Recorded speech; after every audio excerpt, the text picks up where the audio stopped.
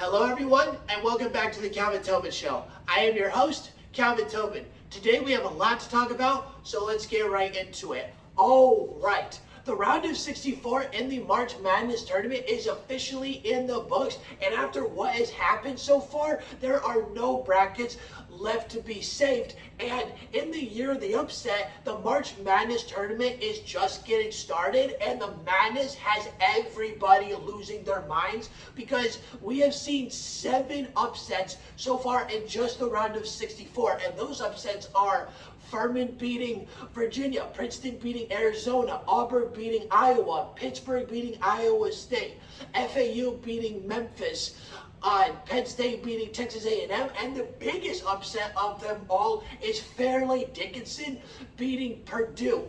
And of these 7 upsets, 3 of these teams were the 13th seed or lower, and those teams were Princeton, Furman, and Fairleigh Dickinson. And here's a couple of things that some of these teams do not want to be a part of this kind of history, and that is the 16th seed when it comes to the March Madness tournament is now 2-150 against all number 1 seeds in the history of March Madness, and the Virginia Cavaliers are now 1-3 against teams who are the 13th seed or lower in the tournament. So Virginia, if they have to face someone higher than 13th, so they don't lose at all, because these 13th or lower seeds, they like to beat Virginia. But here's the thing. Out of all 7 upsets, the 2 biggest upsets that happened was Princeton beating Arizona and Fairleigh Dickinson beating Purdue. And here's the thing. With Purdue being the 2nd seed and the Arizona Boilermakers being the number 1 seed in the respective part of this March Madness tournament, this is the huge part of this whole entire upset chaos, is because 2 of the best teams in the whole college basketball era this year are now knocked out of the tournament in just the first round, which gives the bracket a huge hole for a whole bunch of teams having a better shot at getting to the Elite 8, the Final 4, or even the final game. And here's the thing. Out of all of the brackets that were submitted this year, 12.4% of the brackets either had Arizona or Purdue winning it all. So now there's a chance where there could be a team that is going to come out completely out of the blue and surprise us based on how far they go, and if that surprising team may win it all. But here's the thing.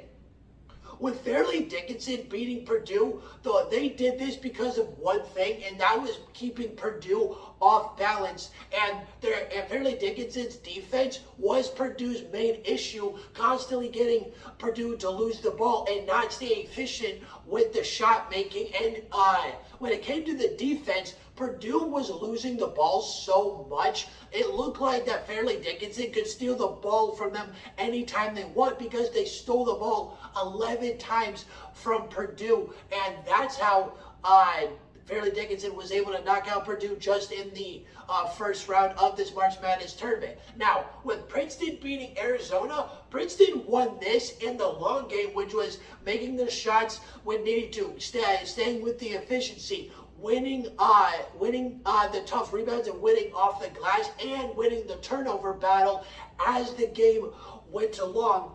And how they won it was their defense stepped up hugely for them in the final minutes of this game, because for the final 8 minutes of this game, Princeton outscored Arizona 18-4, which eventually led to Princeton beating Arizona 59-55. And now, here's the thing. We are now at day 2 of this March Madness going on, and the tournament today has 8 games going on, and there have been 2 teams that already have their games in the book, with San Diego State beating Furman and Tennessee beating Duke in games 1 and 2 of today. Now we got 6 games left, and what you can do and how you're able to watch this game is either find any of these games on CBS, TBS, or TNT.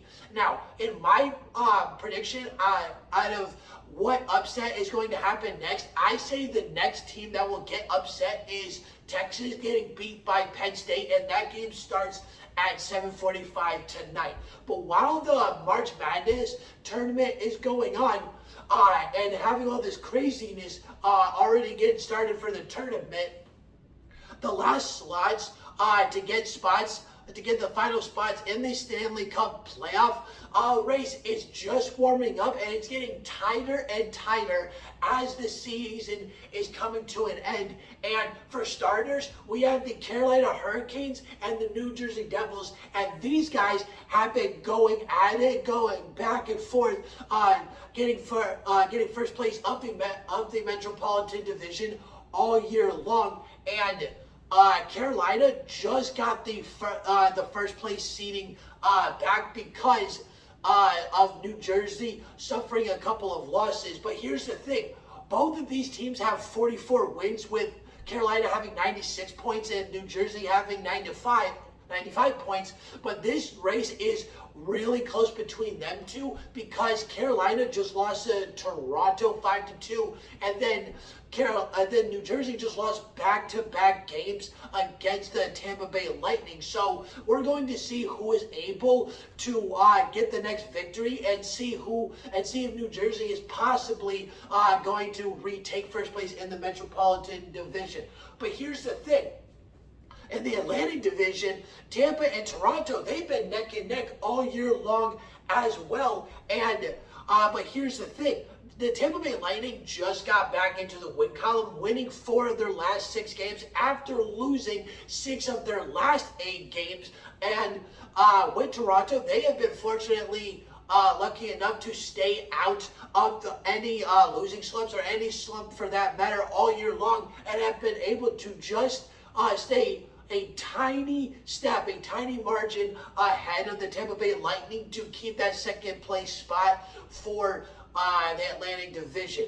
But here's the thing. There's actually a 3-way race in the Central Division between Dallas, Colorado, and Minnesota.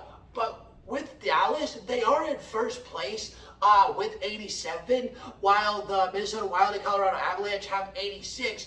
Dallas has been quietly on top of the Central Division because of how many overtime losses they have. They have 13 of them, which has been able to give them a few extra points to have the edge of having first place of the Central Division. Otherwise, it would either be Colorado or Minnesota. And Colorado is looking like they're about to take first place of the Central Division, because right now they're on a 5-game win streak, have won 6 of their last 7, and based on what they have to do and their schedule to finish off March, there's a good chance that they could very well have first place in the Central Division, because they got to play Chicago, Anaheim, and Arizona twice in their final 6 games of March. So there's a very good chance that Colorado is going to be first place but even before March ends. But the closest and most heated race that has been going on for the last couple of weeks is the LA Kings versus the Las Vegas Golden Knights in the Pacific Division, because these guys are also one part away from each other, with Las Vegas just hitting the 90-point mark, and Las Vegas just about to hit the 90-point mark, as they have hit 89. But the reason it's such a heated race is because the Las Vegas Golden Knights have won 7 of their last 9 games, while the LA Kings have won 8 of their last 10. Both of these these teams are winning like it's nobody's business, and Las Vegas is holding on for dear life, and still holding it down for first place like they have all year long. But the LA Kings are right there. LA could very well top Vegas, even though Vegas has 2 more wins than them. The LA Kings could very well take over first place, because they're the ones that have the easier schedule. And and over the next week and a half, we are going to see potentially a few different teams, potentially all the teams completely flip around depending on how these teams play out, and there could be an entirely different new seeding by the time this season ends, because we only have 13 games left before the NHL 2022-2023 season is officially wrapped up. All right, that's the end of the Calvin Tobin Show. Please subscribe to my channel at Calvin Tobin Show so you don't miss out on any sports media. And please follow me on Instagram at Calvin Tobin Show so you don't miss out on any sports news whatsoever. And